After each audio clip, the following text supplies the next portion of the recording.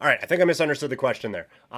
So I was preparing a boxing answer, so give me a second on that one. But we do have a couple of boxing cards coming up here this weekend. As Tonight, it is Jaime Munguia going back into the ring against the Canadian in Bazinyan. I know I'm saying that right, or wrong. Apologies for that one. And then coming up on Saturday, it is Daniel Dubois against Anthony Joshua. And so maybe that's why I assumed in the chat it was Zhang that we were talking about, because I have heavyweight boxing on the mind. But let's start with Munguia as he fights Bazinyan.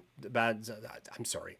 Fights this weekend. This is a fight that he should win, right? Like there is no doubt that Munguia should win this fight. He is a minus 1,400 favorite. Him to win by KO is minus 275. Like, this is not a fight that should be overly competitive by any stretch of the imagination. He won four of his last five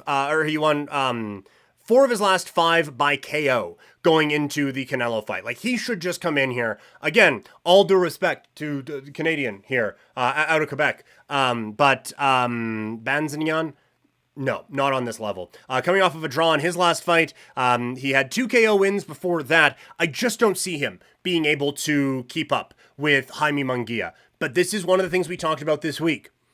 This is the first time that Munguia is coming off of a loss. He was undefeated going into the Canelo Alvarez fight.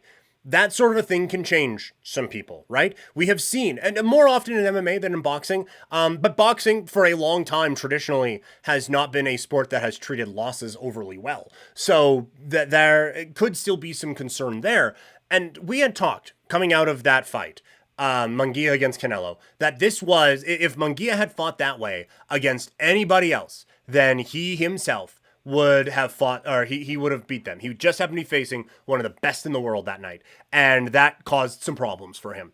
And so that's you can take a lot of comfort in, like, okay, I lost against the best. Shit happens, what do you do?